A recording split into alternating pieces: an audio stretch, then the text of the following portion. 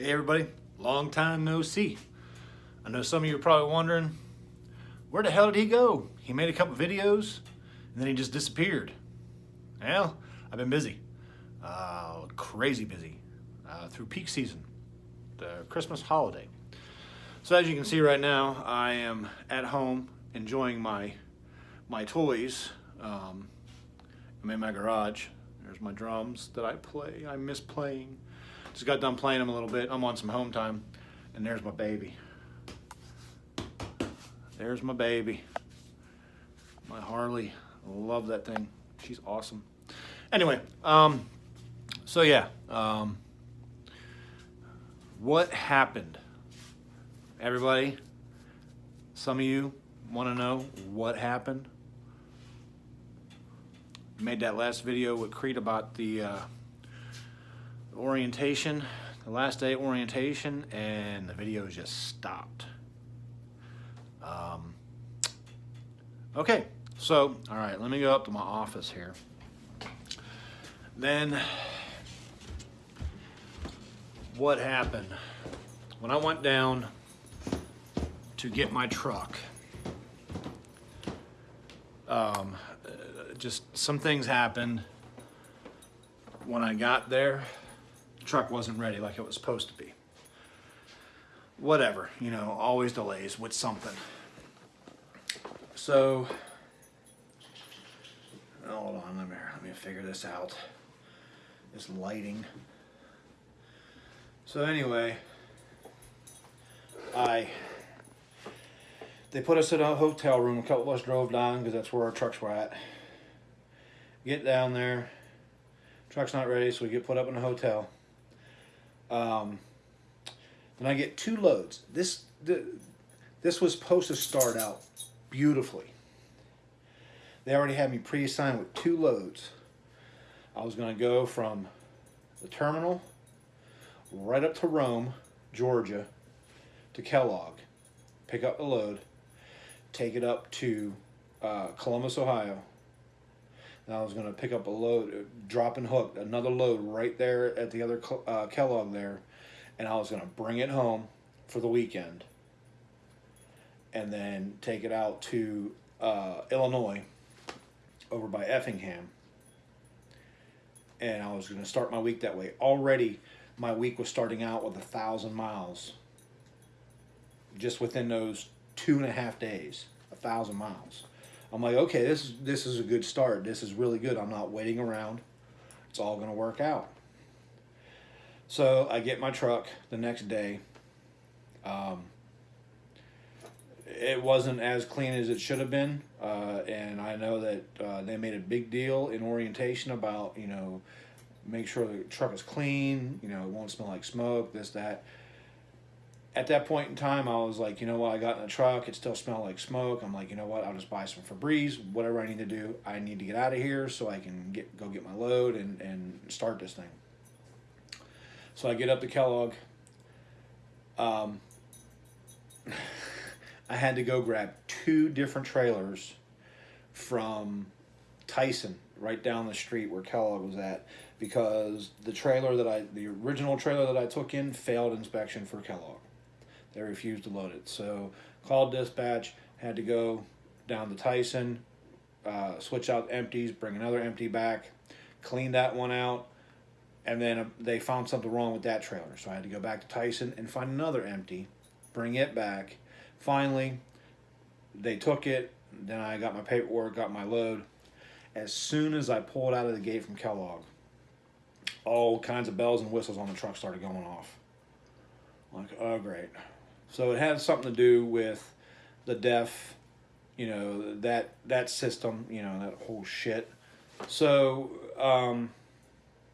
it was losing power.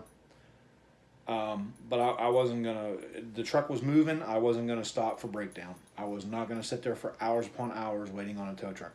I was gonna drive it until I couldn't drive it anymore, because I was only a couple hours from Lenore City.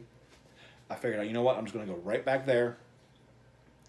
So I limped it over there, and as soon as I got there, just a whole bunch of other shit just started happening.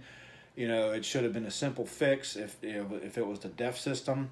where it wasn't regenerated or something like that. You know, they had to recomputer it, whatever the case may be. A 2 hour thing that they said should only take 2 hours turned into like 7 and 8 hours.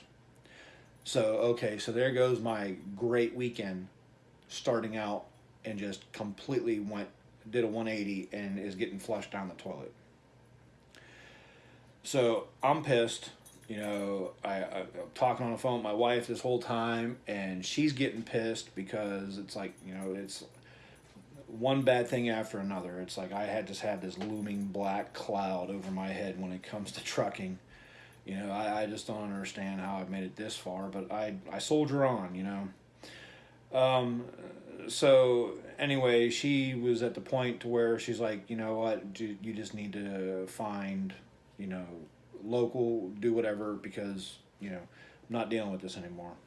And I agreed, but I says, look, we need to give this a shot. You know, it's a decent company. You know, it's equipment is equipment. They're mechanical things. Mechanical things break.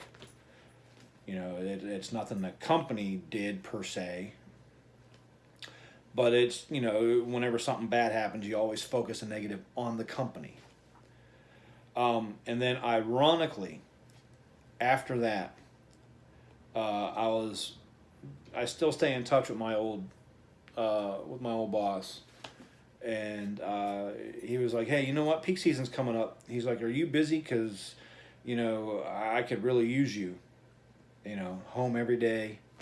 You know, not a lot of home time because, you know, during peak season you kind of work your ass off, but, you know." And then it just started. The numbers started running, and it was going to obviously be more money than what I was going to make at Crete. So, and then not being stuck out on the road, breaking down, whatever the case may be, being home every day. So I called my wife back, and I'm like, "Hey, guess who just called me? Guess who wants me to come back to work for them, especially even during peak season, and then, you know, give me something full-time after that?" She was like, "Do it." Really? Okay. So that's about my extent of working for Crete. I don't have anything bad to say. I mean, again, it's not the company's fault that the truck broke down. They're mechanical things. Mechanical things break. It's not the company's fault. But again, whenever you're in a situation that's frustrating, you seem to focus the negative energy on the company.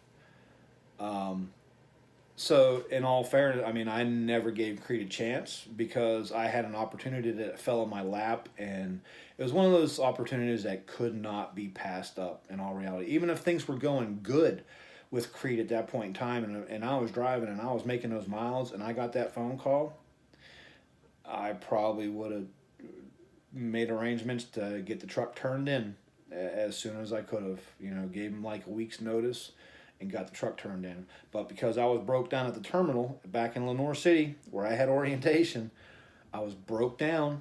The truck was there getting worked on. It was still in the shop, and I got that phone call. It was, you know, to me, it was a no-brainer. It's like, got to do it. Got to do it.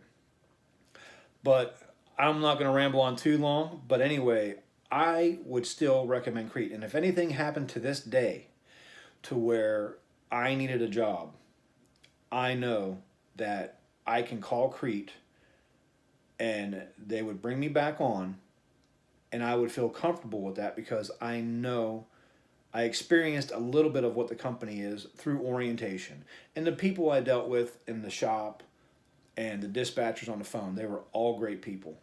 So again, you know, I would definitely still recommend them. I really would.